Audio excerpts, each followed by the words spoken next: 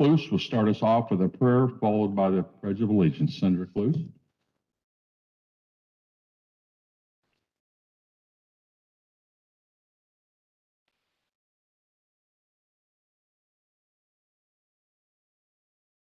Test. Got me? Okay. All right, well, good morning. Let's pray.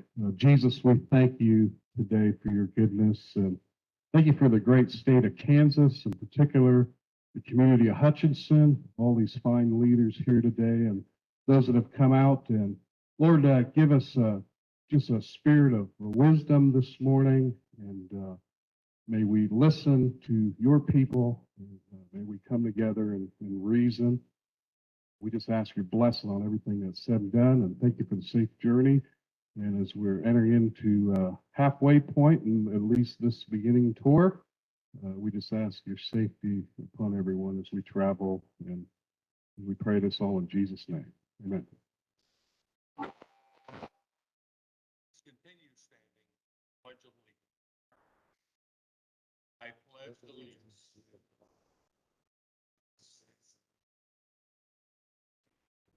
Stand by the nation. Liberty.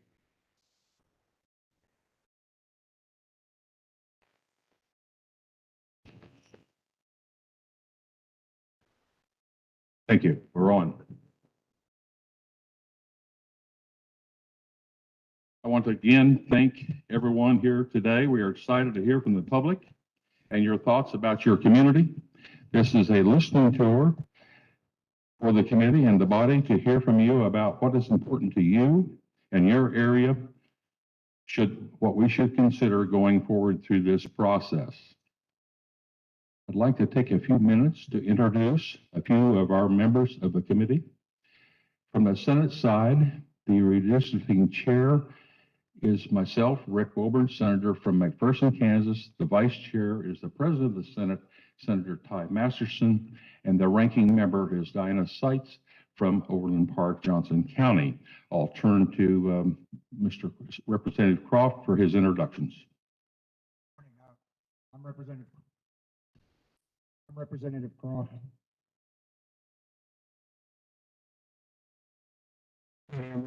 Croft, there we go.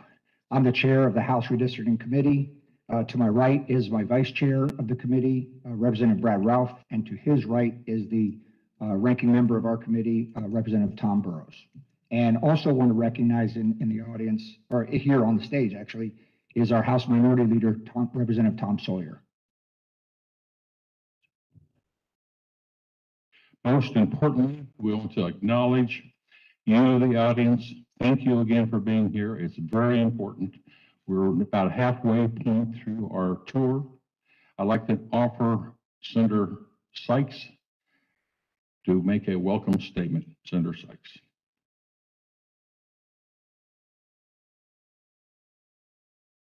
Good morning. I'm Senator Dinah Sykes. I represent the 21st District, and it is an honor to be in Hutchinson this morning. Thank you to Hutch Community College for hosting us, and more importantly, thank all of you for engaging with us this morning. This is the first of hopefully many conversations that we will have with you as we are developing new maps. Our outcome that we hope is districts that will lead to healthier communities, more engagement with your representation, and good public policy for all Kansans. So thank you for being with us. My staff has contact information. Like I said, we want this to be only the first conversation you have with us. So as you're leaving, would love for you to pick up one of those sheets. But thank you and look forward to hearing from you today. I might offer a small apology. We have had difficulties with our microphones, and you can sense that the way we're handing them off, and our technical people are just wonderful in trying to help us move forward. We really appreciate those in the audience and the committee members. Many community members are both here and online for participating in this process. This listening tour is for us to hear from the public about your community and just what steps we need to do in redistricting to help process with the end goal of exceptional transparency and public access. What you have to say is very important to all of us. We are asked that state elected officials abstain from providing comments at this hearing. There will be ample opportunity in the future to do that. We are looking forward to becoming more familiar with the communities and hearing what you have to say on things that you consider are important in drawing boundary lines and how to improve the process for the benefit of all. There was an online sign-up sheet, and we had the sign-up sheet here at the entrance for those wishing to speak to the committees. We have had a number of people that have signed up, and we will address them shortly. If the speaker is more comfortable speaking in another language, it would ensure the speaker's thoughts are more accurately portrayed. We encourage the speaker to use that language. We will have comments transcribed and translated following today's meeting and provided to the committee members, the legislative body, the public in general. We are also used closed captioning here in this room and online. This time around, redistricting is a little more challenging with the delay in the U.S. Census data. By conducting these listening tours now, it provides us an opportunity to listen to you as the public about your communities that are unique aspects of your communities, how you have changed over the last 10 years. What are the things about your community that we think should be considered in drawing the boundaries? We welcome your comments as always to improve the overall process. The listening tour is just one step, as has been mentioned before, in a very long process. To address the overall process, we are here to learn more as we go along. I now turn the microphone over to Jordan from the Kansas Legislative Research Department, and he will go over the technical and statutory aspects of this. Jordan? Thank you, Mr. Chair. Jordan Mulholland with Kansas Legislative Research Department. I am a senior analyst with the Legislative Research Department, and I'm a team lead on the redistricting team. If you'll bear with me for just one moment, I'll get the slideshow up, and then I'll proceed.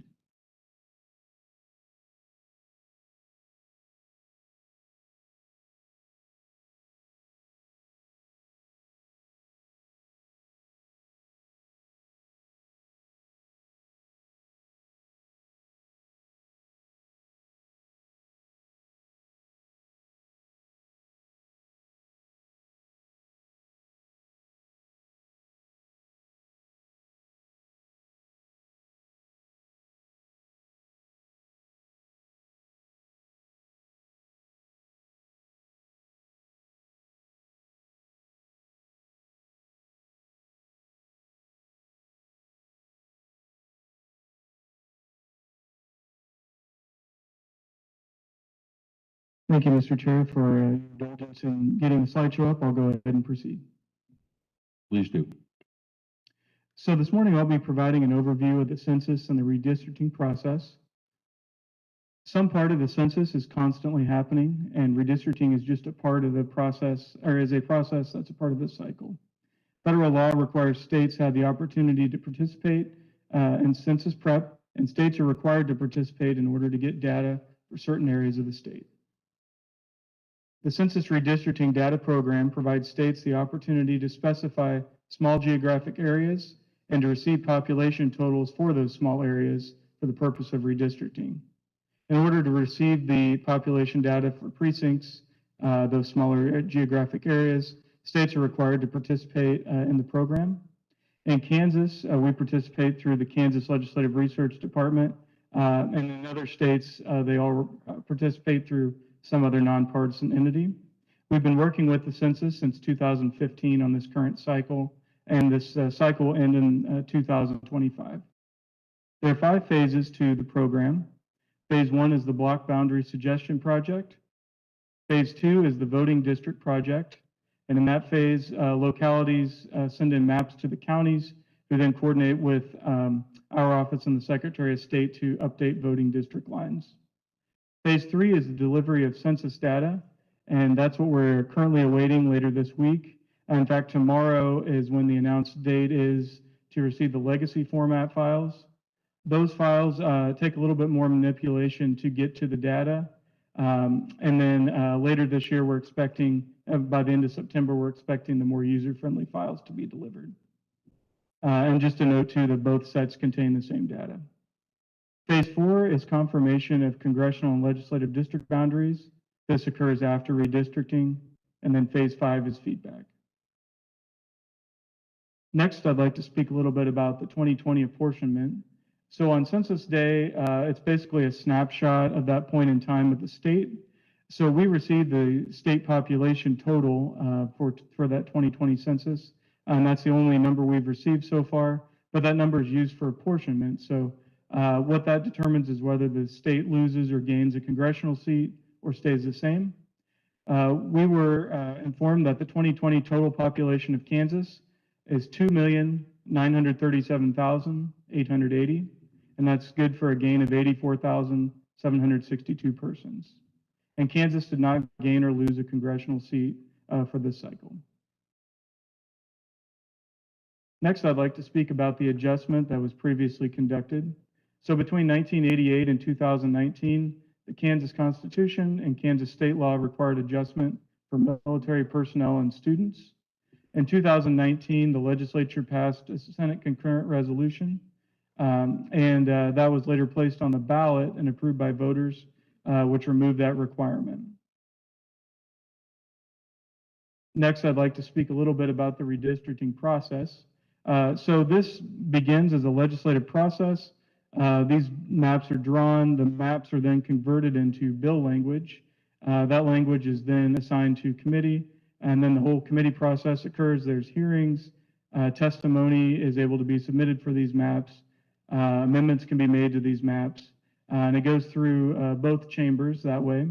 The legislature will propose, vote on, and approve maps for Congress, Kansas House, Kansas Senate, and Kansas Board of Education districts. And as part of that bill process, it'll go to the governor next.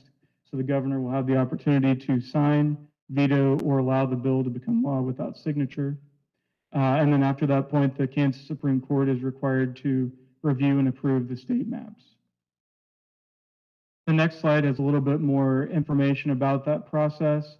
So after these bills are passed by the legislature, they're published in the Register immediately. The Attorney General is then required to petition the court to determine validity of the maps, and the court has a certain deadline from the filing to enter judgment. If the court says the maps are valid, the process is complete until the next cycle. However, if the court says the maps are invalid, they must be redrawn by the legislature. I've listed the next several steps here, but just know that the process basically would repeat itself until the court approves the maps. I'd also like to highlight the KLRD resources that we have available for you all. So currently we still have the 2012 maps up on our site and the related reports. For each map that is subject to a technical review, there's quite a number of reports that are then run on those maps. And you can see the text is really small, I apologize, but we have a snapshot here of all the many different reports that are available. So if you're interested in seeing what reports are available for maps, you can visit our website, ksledgeresearch.org, and then we have a redistricting page that you can access from the home page. And finally, I just wanted to highlight our contact information. So we have an office in the State House. You can phone our office with questions. You can visit our website where we have a link to our email, and that email is redistricting@klrd.ks.gov. And feel free to contact staff with questions if you have any. And I've also listed our individual staff emails here as well. Mr. Chair, I believe that concludes my presentation. Thank you, Jordan. Thank you very much. Some of you have previously signed up and sent in more lengthy public comments as of yesterday. These documents are in the inboxes of each committee member and are posted online on the legislative website for Redistricting Committee, kansaslegislativeresearch.org. If anyone who wants to provide public comment later, please send comments to redistricting@klrd.ks.gov, or you can visit the website. The legislative website does provide instructions for providing your comments, And we do ask that you follow those instructions. There is no cutoff date for the public to file their comments. The House Committee Vice Chair, to my right, Representative Brad Ralph, will maintain a timer, and we will indicate a card of your remaining time. The Vice Chair will start with 2 minutes, then 1 minute, and then 30 seconds. This will give you the opportunity to wrap up your thoughts. When your time has expired, we will hold up the card and ask that you honor that card at that moment. Today, we are allocating 5 minutes per presenter. Again, a brief reminder, we have received several comments on the process, and we do appreciate these comments, and we continue to welcome those comments. We'd also like to hear about your communities, how they've changed the last 10 years. What are some of the special needs of your communities? What considerations, something you feel important for us to be aware of as we go through this process? We want us to have our minds when we are potentially drawing boundary lines as we are planning our future events. It is important for us to hear from you specifically about local issues. With that, we now turn to the first speaker, and the first one is Kathy Sexton from the city of Derby. Please go to the microphone and identify yourself. Good morning. Hello, I'm Kathy Sexton, City Manager in Derby. Thank you for the opportunity to drive over to the lovely Hutchinson today. Hopefully the Hutch people don't kick us out here. Derby is about 25,000 people, and we are located just south of McConnell Air Force Base and south of Wichita in Sedgwick County. We identify heavily with the Air Force Base because we have both active duty people as well as reserve, as well as many veterans in our community. So it is part of our tradition in Derby. Thank you for the opportunity to come here and for your upcoming work on this. We know it's a difficult issue to work on. Our purpose today, and I say our because joining me is Mayor Randy White. He's right over here. Thank you, Mayor. Just we'll be brief, but our city council did just meet last night and took a look at this information and our testimony, and just wanted us to come to stress to you that Derby, you asked to hear about our community, so I'll tell you our community is one of the faster growing communities in the state and has been growing really for some 30 years. Has been since the 50s, mostly 90-some% residential, but in more recent years has really become a regional hub of activity, whether you talk about medical facilities, our brand new hospital that opened a couple years ago, and plus the retail and restaurants. So it draws people in every day now to work, to shop, to eat. That did not used to happen 20 years ago. And that all that growth has really been happening since 2005. So a lot of growth. That 25,000 is our approximate now. We anxiously await the census data to see if that's accurate or not. But it has bumped us up from when I started as city manager in 2006. We were the 18th largest city in the state, but now we're the 16th largest city, according to the census estimates. So we'll see when the real census comes out. But for the past 10 years, though, Derby has been split between 3 Senate districts. And that is a precarious position for us since we hold no substantial piece of any of those 3 districts. So District 16, Senator Masterson, thank you for being here and for serving Derby for 10 years. That district has 12% of the people in that district are Derbyites.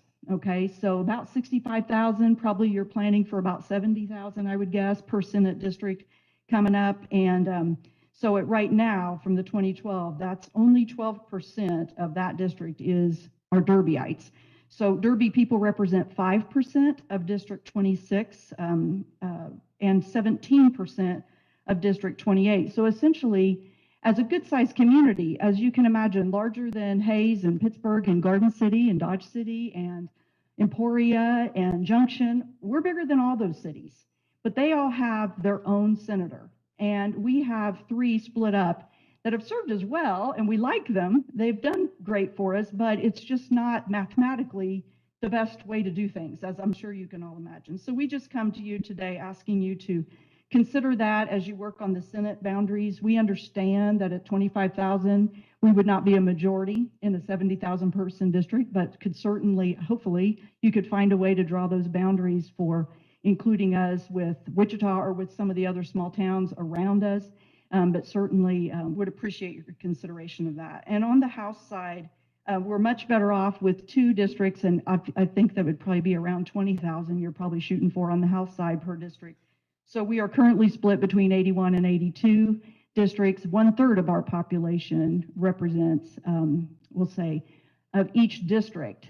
82, District 82 is 2/3 made up of Derbyites, and the other one's 1/3. So we understand that's pretty decent and would work well. So again, thank you all for your time. I'm sorry, I don't see where the timekeeper is. So it's right there. Okay, thank you. I was nervous about that. So I appreciate that. And I'd be happy to take any questions if you all have anything you want to ask me.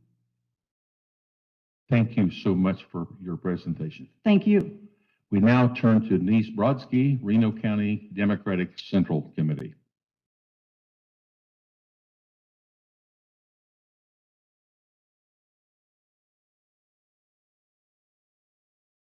Just for the convenience of queuing up, the next one after her is Tabitha Lehman, if you're next after that. Yes, welcome to the committee. Thank you. Thank you, Mr. Chair, members of the committee, and local legislators. Thank you for this opportunity. My name is Denise Brodsky. I am here today on behalf of the Reno County Democratic Central Committee. The Reno County Democratic Central Committee believes in fairness and inclusiveness and are committed to putting the people of Kansas and Reno County first. We question this committee's commitment to the same goal of inclusion and a fair and transparent redistricting process. It is clear by the public statements made by members of not only this committee, but that of other GOP leaders rushing through 14 hearings within just 1 week without adequate notice and scheduled at times when most working Kansans are unable to attend proves one thing: you are more interested in gaining power in your own favor than having meaningful public input of your constituents. Without detailed 2020 census data, we cannot make suggestions about the composition of fair districts at this time. No one, including yourselves, has had an opportunity to see detailed census results and determine what changes, if any, are required to maintain equality of populations in our community. Kansans deserve to elect the leaders who best represent their interests, not the other way around. The Reno County Democratic Party stands with our fellow organizations such as the NAACP, the League of Women Voters, Reno County Democratic Women's Group, and others who make up our diverse 1st Congressional District and urge this body to keep our communities together versus diluting and potentially disenfranchising our neighborhoods. Districts should be both compact and contiguous as possible. Major changes in the current makeup of the Kansas congressional districts will disproportionately impact our minority and underrepresented communities that are already struggling to have their voices heard. We ask that you follow up with this listening tour with additional well-publicized and widely accessible opportunities for Kansans to participate in the process and prior to the start of the 2022 session. Only then will you understand what your constituents identify as their communities of interest and fair representative districts. We ask you to preserve the core of existing districts in Reno County. We urge you to stay bipartisan in the process, avoid gerrymandering, and preserve the integrity of this political system and regain public trust in the process itself. I thank you for your time and attention today. Thank you so much for your presentation. We now turn to Tabitha Lehman, League of Women Voters. Is Tabitha here? Welcome to the committee. Hi, my name is Tabitha Lehman, and most of you are familiar with me. I am the former Sedgwick County Election Commissioner, but I am here today on behalf of the League of Women Voters, and I believe that you have actually heard quite a bit of testimony from the League already. I will hit a couple highlights, but I wanted to bring up a segment of people who are not frequently discussed or thought of in the redistricting process in my testimony as well. So my first area of concern from the League is that we don't have the census data yet, and you've heard that already from a speaker today, so I won't continue that point very much. And then also that the listening tour was scheduled very quickly, and I just asked that I've heard rumor that there may be another set of listening tours, And if that's true, I thank you for that, but just ask that you give more time for people to be able to react. If I wasn't currently unemployed, I wouldn't have been able to be here myself. But the thing that I really wanted to hit on today is, again, you asked for how redistricting affects the population in our area. And of course, I am from Wichita, but this was the most convenient tour for me to hit today. But I did want to talk actually about our election officials because their jobs are hard. We all know their jobs are hard, and they are hard across the country and in the state of Kansas. And as an election official who was in office in 2012 when the maps came out incredibly late, and we had to delay filing deadline, and the maps came out, Friday, I think it was, when the new filing deadline was Monday, and people apparently thought we had that Staples easy button to tell them what district they lived in by Monday morning, and that was simply not true. There is no easy button in elections. And first of all, I would like to be very clear, I am a former election official. I don't want to run awry of any new state statutes, but I would like to advocate for them. We literally in our office did not get to go home many, many nights after those maps came out, trying to have them prepared and ready. So the timing of these maps coming out, election officials not having, and I would like to caveat this with, we have absolutely phenomenal election officials in this state, hardworking, amazing people, and they will get this job done because that is who they are. However, anything that you can do to make their jobs easier, because the reality is if they make a mistake, that disenfranchises every voter in this state. So I am asking you to give them the tools they need to do their jobs, find a way to be bipartisan, come to an agreement sooner rather than later, and please think of them in this process because very few people actually do. And when you have a moment, send them a thank you note because they just came through one hell of a year. Thank you. Thank you so much. Very good. We appreciate your input. We now turn to Calvin Wright with the NAACP of Hutchinson. Welcome to the committee, Mr. Wright.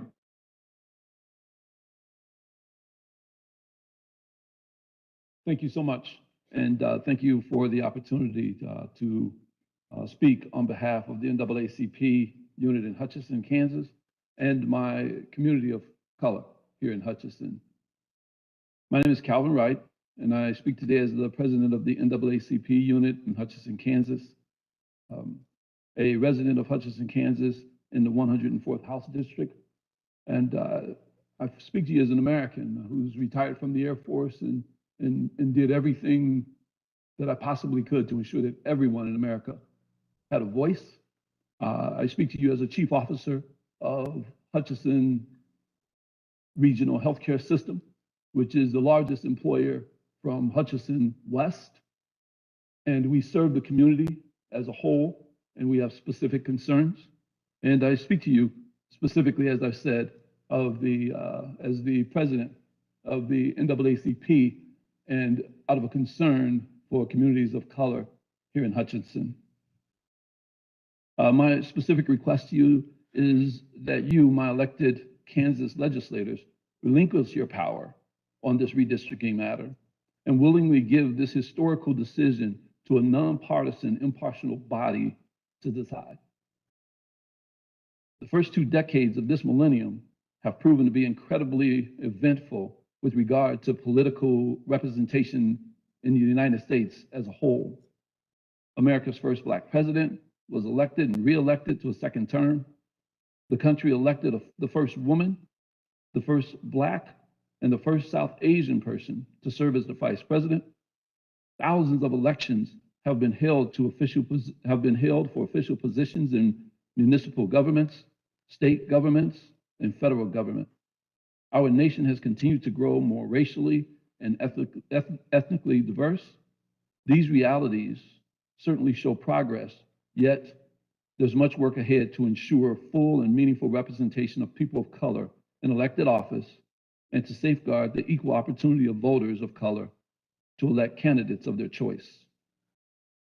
In the face of many changes in our state's political and demographic landscape, one thing remains constant.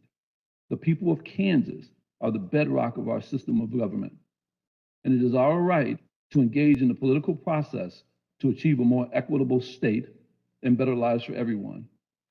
Achieving equal representation and being able to cast equal and effective votes depends in part on redistricting maps that are drawn fairly to reflect and respect our communities. Hutchinson is a unique urban center located in the heart of rural Kansas.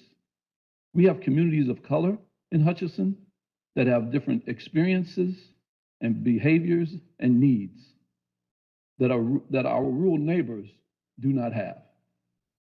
I urge this committee to bind our communities of color together as they consider political boundaries that will be in place for the next 10 years. Binding our communities of color together preserves the power of our vote and serves to ensure that our voices are heard by you, our elected officials. Our request is that our elected Kansas legislators relinquish your power in this redistricting matter and willingly give this historic decision to an impartial body to decide. Thank you for your time this morning. I thank you so much, Mr. Wright, for your presentation. We now turn to Alan Albers. Mr. Albers here. Please come forward and state your name.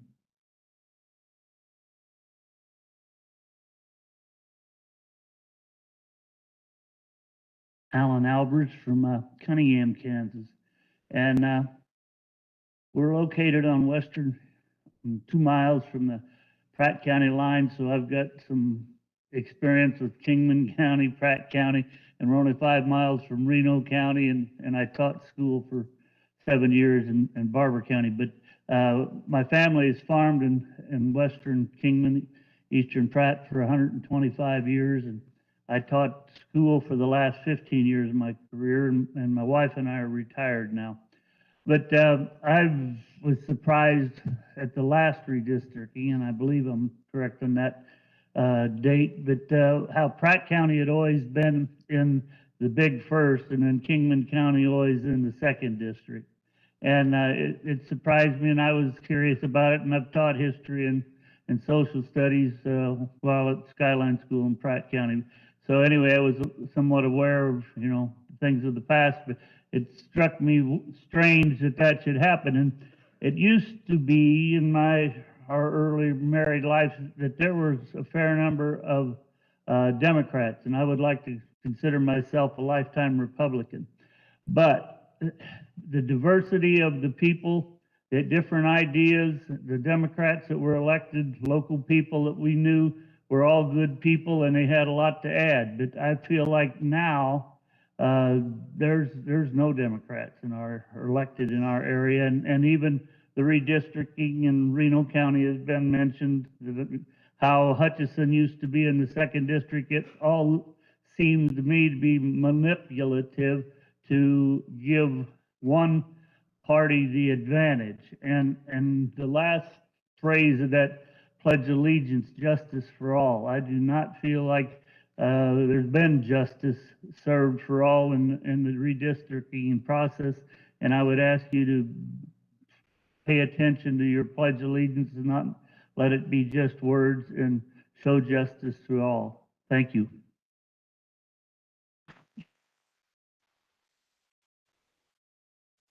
Thank you. We appreciate your comments. We now turn to Medford Holmes, representing rural residents. Is Mr. Holmes here?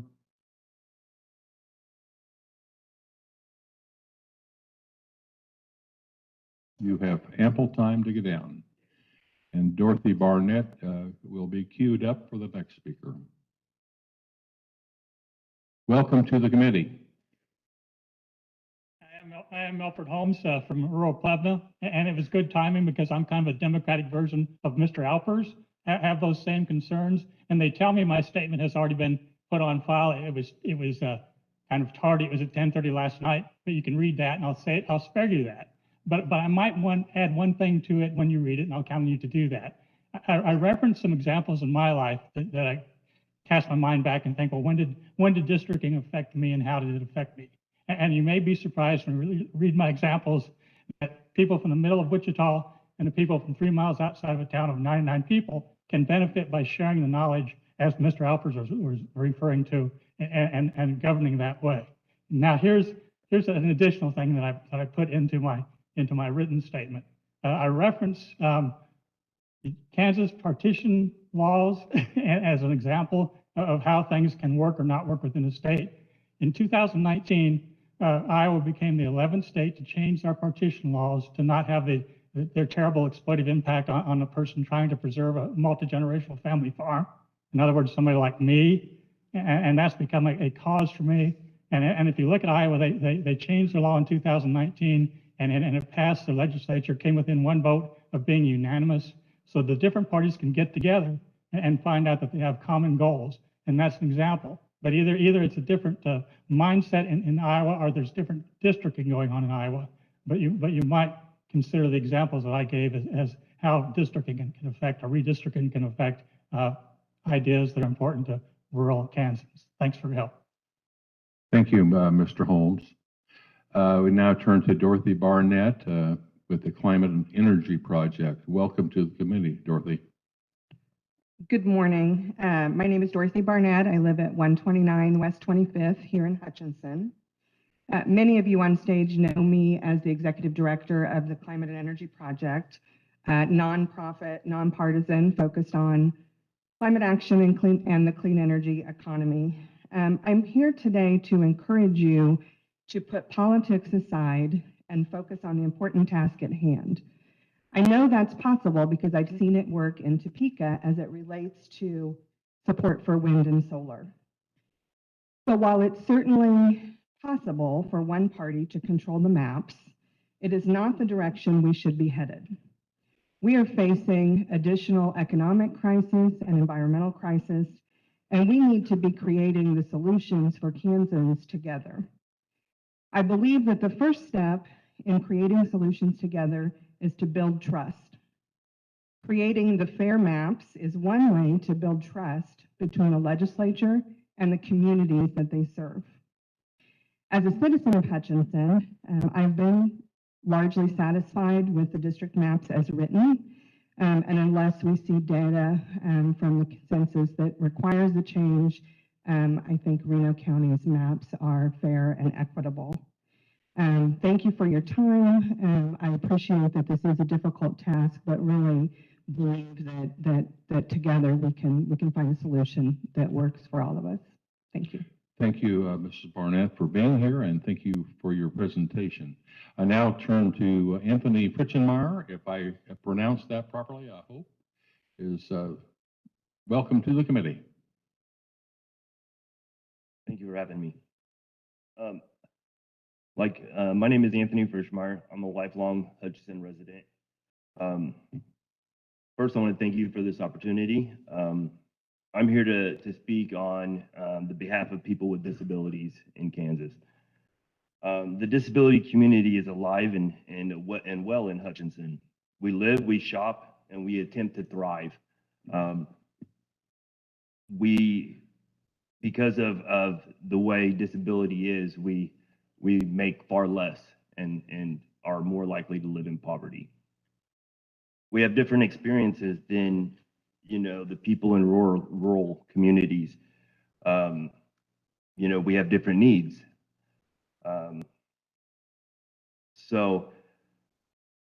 We live, we vote in this community. We'd like to keep our community together. We'd like to have our voices heard. So I would ask that you do not rush this process. I mean, as it is, it feels rushed. As you can see, we don't have a lot of people here that should be here because most of them are at work. So the scheduling was an issue. I would ask that you would gather more information from the U.S. Census to make a informed decision on this. In fact, as it's been said today, I would actually ask that you guys step aside and allow a impartial body to do this work, as you guys have the most to gain and we have you have the most to gain and we have the most to lose, and that's our voices. if these maps are drawn and people are displaced, people with disabilities are thrown in rural community district, we're not going to have the same representation as we would if we're stayed in our urban settings. I would ask that you guys follow the Constitution and use the data to complete this. Take every step to make sure that this is impartial and that your interests are left aside, and you complete this based on nothing but population, the geography, and the community interest as a whole. Thank you. Thank you, Mr. Pritchmeyer. Thank you, Mr. Pritchmeyer, for your presentation.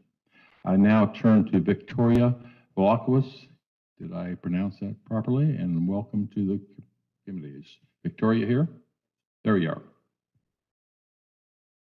It's a little difficult to see from up here. Velakowicz, am I right? My name is Victoria Velasquez. Good morning. Thank you for this opportunity to speak to you today. I would like to speak to you as a person who lives in Hutchinson and have grew up on the south side part of the town. Growing up, I lived in generational poverty, and that is the same as my neighbors. We grew up knowing that we lived vastly different existences than people on the north side. For generations, people living in the southern part of town has made less and have had a higher percentage of people requiring benefits. Our life expectancy is lower than the northern part of Hutchinson. By changing the district boundaries, I feel that I will not get the representation that I ask for.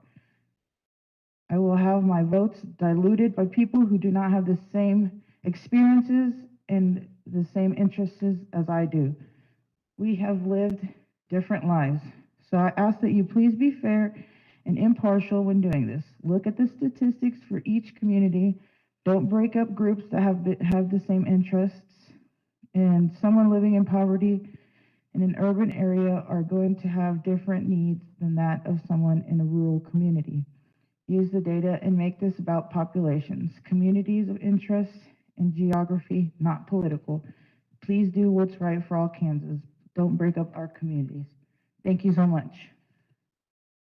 Thank you, Ms. Velakowicz. We have had such a positive outpouring here in Reno County. I want to open it up if anyone else in the audience that hasn't registered, please come forward if you have some comments you would like to make. Seeing none, I do want to highlight we had some written comments submitted. Haley Graves, a private citizen. Sarah LaFrance, American Federation of Teachers. Betty Taylor, a private citizen. And that's it. Thank you. Representative Probst did submit written testimony. I apologize, Representative. Want to thank all of you for your input today and the specifics provided. This was really good input, varying all from different aspects within the community. It is our goal to achieve exceptional transparency over time and public access. This was I think the 6th or 7th stop on a 14-stop tour. And if you want to list the towns we've been at, it was Manhattan, Salina, Hayes, Colby, Garden City, Dodge, and now Hutchinson, with Wichita, Chanute, Pittsburgh, Overland Park, Kansas City, Leavenworth and Lawrence to follow. This is not the only time that you'll have an opportunity for input. We are working through what we will do officially after this tour and begin before the session begins in January 2022. When we return to session, there will be hearings and more opportunities to provide testimony. We wanted to get out now and hear about your communities, and that has been a success here in Reno County. And how you have changed and what other special considerations we should take into thought. If you think of something that was not addressed here today, we ask that you submit your comments by email to redistricting@klrd.ks.gov and through the website kansaslegislativeresearch.org. I want to again thank the Hutch Community College for providing this facility. I appreciate the city and Reno County for being so cooperative in this event. And I want to a special thank you to our technical people because they've had trying times adjusting their equipment to every location we go to. Thank you to the audience and members of the committee again for participating in this process. Our next location is Wichita. It begins at 1:30. After that, the next location will be Chinook and so on and so forth. We are now adjourned and thank you again.